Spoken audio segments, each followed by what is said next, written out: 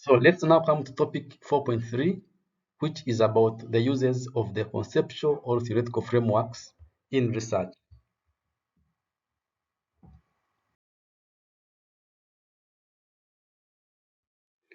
So to begin with, conceptual or theoretical frameworks enable researchers to form a foundation of their points of view.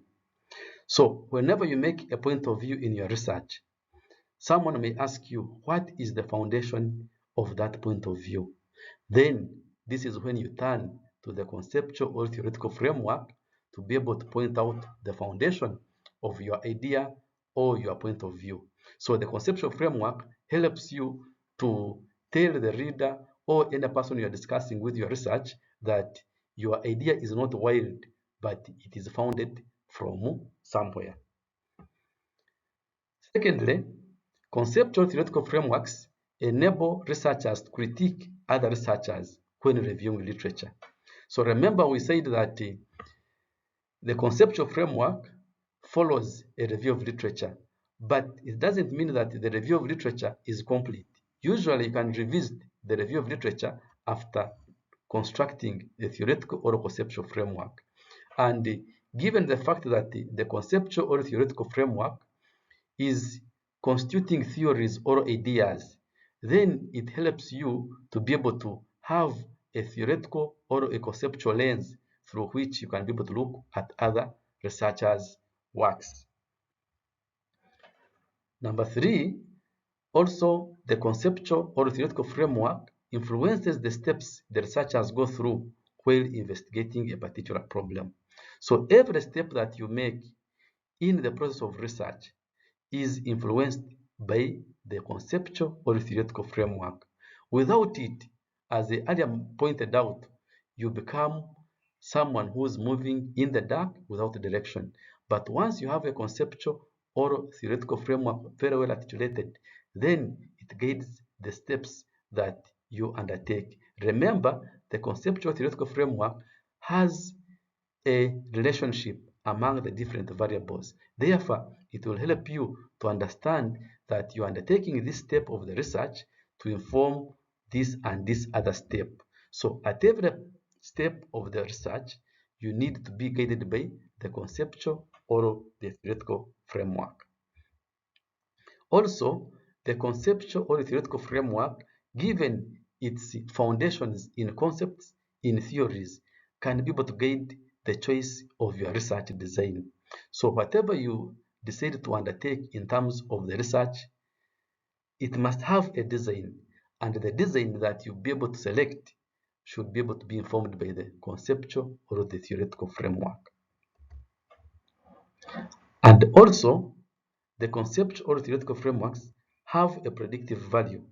They help the researcher to make logical predictions and that therefore ask appropriate research questions.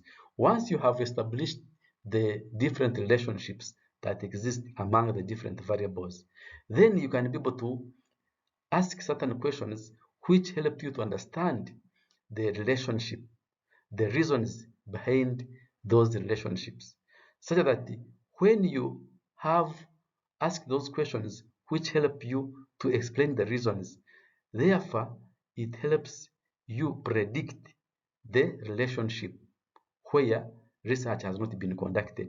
And therefore, once you predict the relationship, you can be able to conduct research to affirm that relationship. And also, the conceptual framework will help you as a researcher to provide direction for interpretation of your data. Remember, once you have established a logical relationship, even when it is conceptual or theoretical, you go ahead and collect data to be able to confirm that relationship. Then the analysis of data should be able to be done in a way that is intended to confirm that relationship. And in that sense, it becomes very important for you to be guided by the conceptual or theoretical framework to analyze your data and also interpret that data.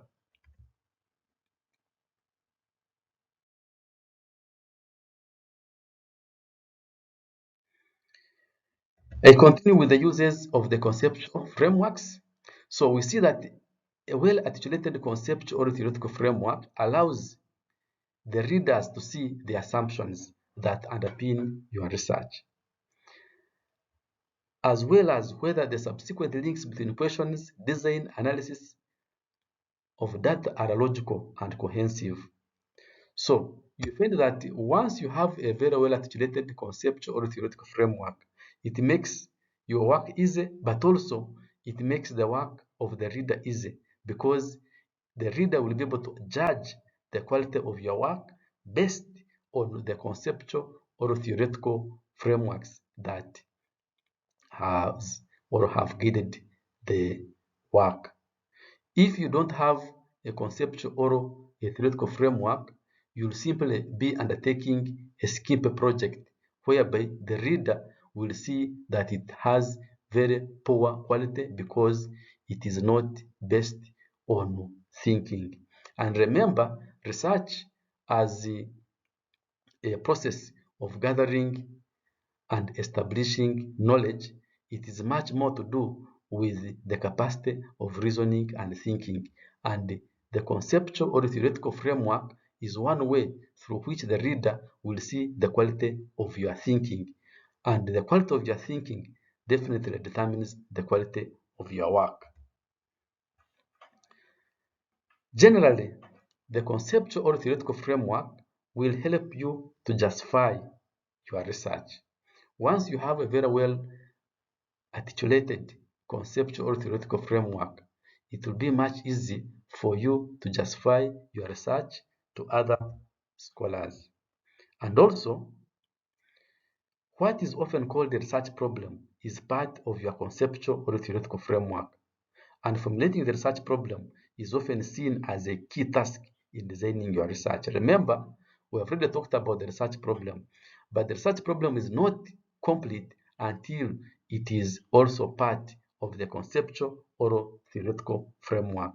And the process of formulating and refining the research problem is much more to do with the theories and the assumptions and the concepts that generally are guiding the research.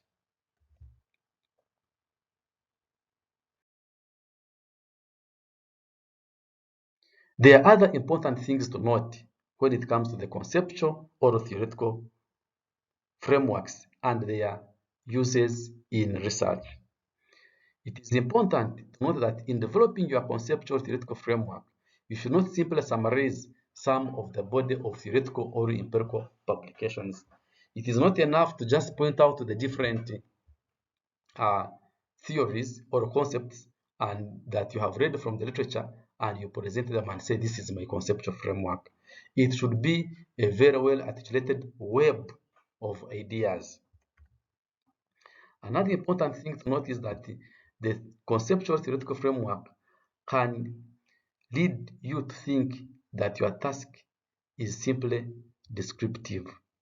It is important to note that actually the conceptual or theoretical framework should help you think that actually your work is not just simply descriptive, but it should be able to show the different relationships.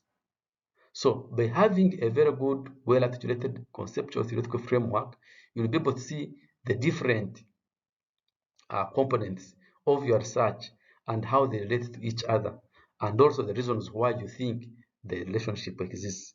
And in that way, the conceptual framework leads you not just to think that your task is simply descriptive. Also, the most productive conceptual theoretical are often those that integrate different approaches.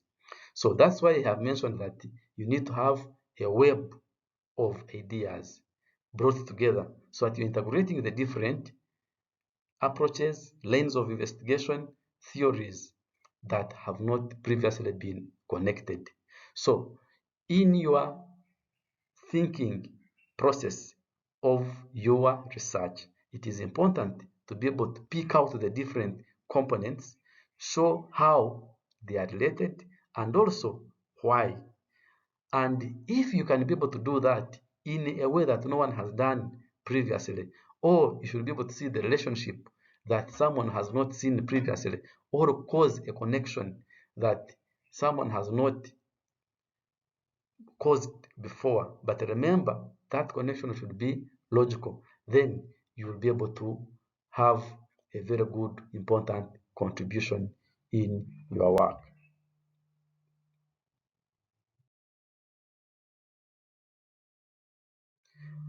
Also, in addition, it is important to note that in constructing a conceptual theoretical framework, your purpose is not just to describe.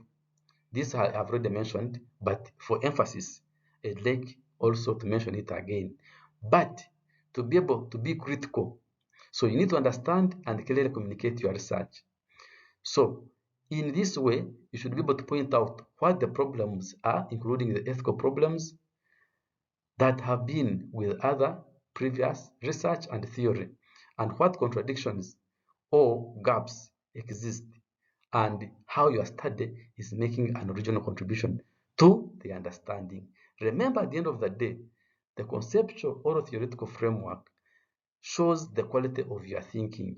The extent to which you are putting the thinking, the extent to which you have been critical, will be reflected in your work.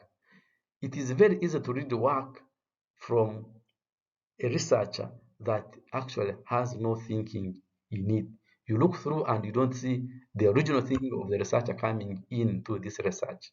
So when you have a very well articulated, a very well constructed conceptual theoretical framework, you should be able to demonstrate through it that your work is critical and your work actually contains a web of ideas that are connected together. And actually, this point emphasizes the aspect of the conceptual or theoretical framework not simply being descriptive, but being critical.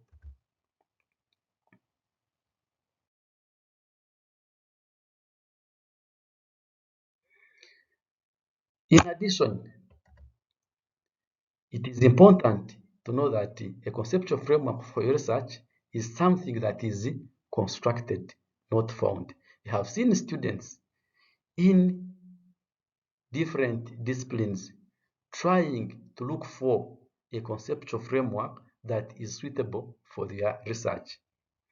They look in different books, they look in different papers, trying to find a conceptual framework or trying to find a theoretical framework.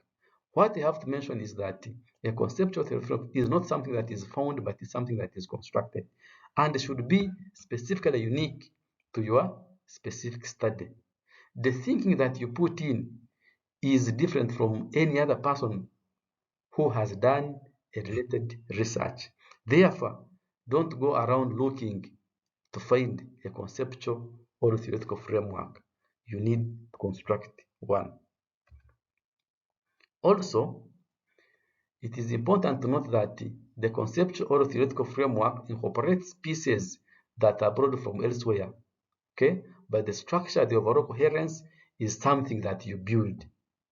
Okay, so assuming you are given, for example, building materials, bricks, cement, sand, and all the others, and then you are given an opportunity to construct what you desire as your house.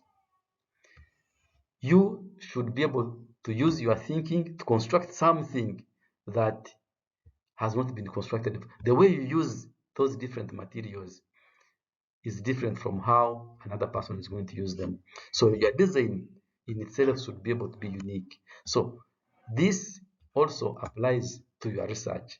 So the different pieces come from elsewhere, but the way they are brought together in form of a structure, in the coherence, to be able to make a connection that informs the other steps of your research is something that you build and not something that is already made somewhere.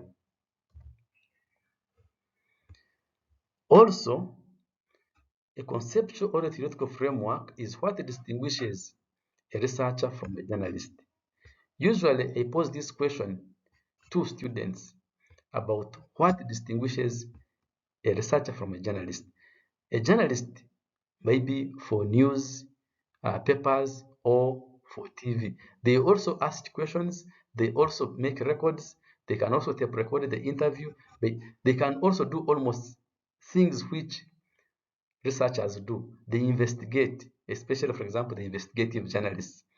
But what distinguishes journalists from researchers is that journalists usually, in most cases, they don't have an underpinning theoretical or conceptual framework that is underpinning their work. So if you are a researcher and you are undertaking research, but you don't have a conceptual or theoretical framework, then you are not a researcher, but you are a journalist. So for you not to be just a mere journalist, it is important for you to